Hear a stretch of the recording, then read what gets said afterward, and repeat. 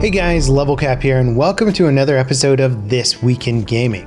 Call of Duty Modern Warfare's 2v2 Alpha went live a day early on PlayStation 4. The Alpha is free to all PlayStation 4 owners and doesn't require PlayStation Plus subscription. While it only offers the game's 2v2 gunfight mode on 3 maps, it does have full keyboard and mouse support. Crossplay between console and PC players is a big selling point of Modern Warfare. Support for a mouse and keyboard input on console is huge, especially for people with friends that play on PC but only own a console or vice versa. More maps will be added to the Alpha over the weekend. Unfortunately, it doesn't look like the Alpha will be available on Xbox or PC. A beta in September will include all platforms. In addition to the 2v2 mode, the beta will include traditional 6v6 and the new Ground War mode that supports more than 100 players. Crossplay will be available as well. The next operation for Rainbow Six Siege has been revealed. EMBER Rise adds 2 new operators and a rework of the game's Canal map. The new operators look very interesting. Goyo is a defender with a shield that has an incendiary bomb attached to it. Shooting the bomb or destroying the shield detonates the bomb, setting the area around it on fire. The fire damages both enemies and friendlies, making it a risky gadget to stand around. Amaru is the new attacker, and her gadget is the Gara hook. It lets her climb up through exterior windows and ledges. She can also use it to enter hatches from below. Of all the operators in Siege, Amaru is the first that can climb through hatches. While using the Gara hook, Amaru is defenseless. Despite this though, she's sure to be a popular pick once Ember Rise kicks off. The rework of Canal also looks pretty interesting. The devs did a lot of cut down on the map's spawn peeking and navigation issues. The Ember Rise update is currently available on test servers. It includes a bunch of tweaks and changes to the base game. Battlefield 5's competitive mode has been cancelled. In a recent blog post, DAYZ announced that the cancellation of the mode was done so they could focus on future content and bug fixes. The 5v5 mode was officially included in the game's marketing and roadmap as part of Tides of War Chapter 4. The trailer for Chapter 4 included weapons like the M2 carbine, suppressed M1911, and Madzim MG. None of them have made it to the game. Battlefield 5's community managers are reportedly looking into this. The game's next update, 4.4, is scheduled to launch before the end of the month. 2 new infantry-only maps are being added with the update, Lofoten Islands and Provence. They will support squad conquest and team deathmatch at launch, with domination likely to appear in a mixed mode playlist for maps sometime in the future.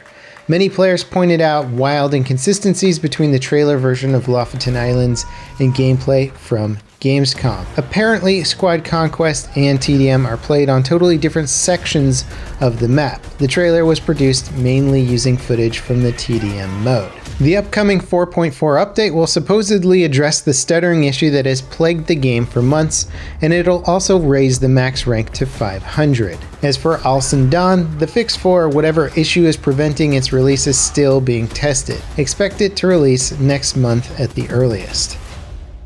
PUBG's latest update is now live. It adds dynamic weather to the remastered ERANGEL map. Matches can start with a variety of weather conditions like fog, rain, or sunshine, and change over time.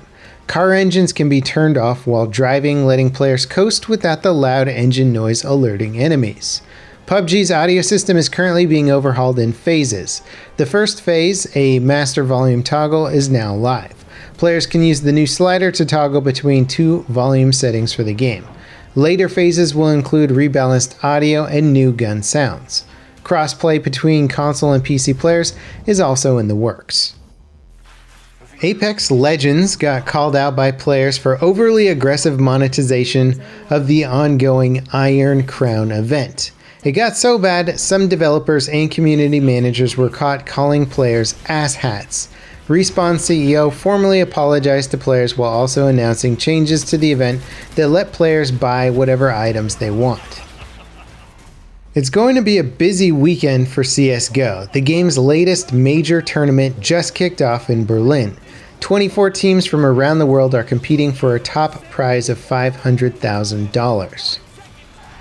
Destiny 2's PC account migration is now live. Players can transfer their profile from Blizzard's Battle.net to Steam. The process is pretty straightforward. Just go to the migration website, enter your account details, and you should be good to go. That said, some users are reporting issues with the emails being sent to verify their accounts. Destiny 2's Shadowkeep expansion goes live on October 1st and is considered by many players to be a major overhaul of the game. Star Wars Battlefront 2 is starting to take more and more features from the original series of games that so many players have wanted for a long time.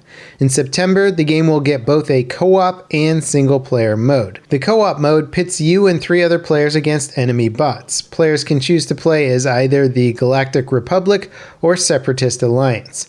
Depending on which side you pick, you'll be attacking or defending yourself from enemy bots. All troopers, reinforcements, vehicles, heroes, and villains will be available. It'll launch for all of the Clone Wars era planets and expand to more over time. The single-player mode is the return of instant action, a classic staple of the original Battlefront games. In this mode, you play solo alongside friendly AI against a team of enemy AI. You fight over 5 command posts for victory. It can be played offline and will be available on all the Capital Supremacy maps. It'll also feature a new contextual spawning system that lets you spawn on captured objectives like in Battlefield's Conquest mode. Finally, the Clone Commando is being added to Battlefront 2. He has a blaster rifle that doubles as a 3-round grenade launcher. Now, just a little extra food for thought. The new Mandalorian trailer dropped yesterday. It's going to start streaming on November 12th. This is the live-action Star Wars themed show. It looks very dark, very gritty, very cool, and I'd be curious to see if Battlefront might integrate some of that content in some sort of future DLC. A new trailer for Boundary was released at Gamescom. It's a multiplayer FPS set in space, featuring zero-gravity, jetpacks, and some fancy-looking visuals. While details are still scarce, we know it's a tactical 5v5 shooter that has a modular upgrade system for weapons. It's expected to release in the first quarter of 2020 for PlayStation 4 and PC. 15 minutes of the new CYBERPUNK 2077 gameplay will be live streamed by the developers on August 30th. It'll be an edited version of the Gamescom demo shown to attendees. Last year, over 40 minutes of CYBERPUNK gameplay was released following Gamescom. We can expect some pretty big changes to the core gameplay and expanded look at the game's world. NVIDIA's latest driver claims to improve performance for a handful of games, notably Battlefield 5. It also introduced a new anti-lag setting. Setting low latency mode to ultra supposedly reduces latency by 33%. It also causes your CPU to be underutilized, resulting in lower FPS for some games. For the more tech-savvy, ultra sets your max pre-rendered frames to 0. This means frames are sent to the GPU as soon as the CPU is done with them instead of buffering them. Mojang have partnered with NVIDIA to add ray tracing to the Windows 10 version of Minecraft. The Java version currently has a mod that enables ray tracing provided that you have the right texture pack installed and don't mind a massive hit to performance. Hopefully the official implementation is a bit easier to run. DAYZ has been unbanned in Australia. The game's files included cannabis items that were going to be implemented in the future. This violates Australia's strict game rating guidelines, resulting in a ban until the files were removed. With the ban lifted, both physical and digital sales of DAYZ can resume. Epic have nerfed Fortnite's latest edition, the Brute mech suit. Spawn rates for the suit have been decreased. Its rocket launcher now only fires 6 charges instead of 10. They now fire half as fast and have a smaller blast radius. The mech's jump boost has been decreased, and its dash cooldown has been increased. Farming building materials in the mech suit has also been disabled. Overall, these are pretty drastic nerfs. In our final story this week, Treyarch are also on the nerf train. They've once again nerfed the most powerful weapon in Black Ops 4, the Reaver C86. It's a high rate of fire crossbow that was added back in July as a paid loot box item. Since it was added, players have complained about its insane DPS and ease of use.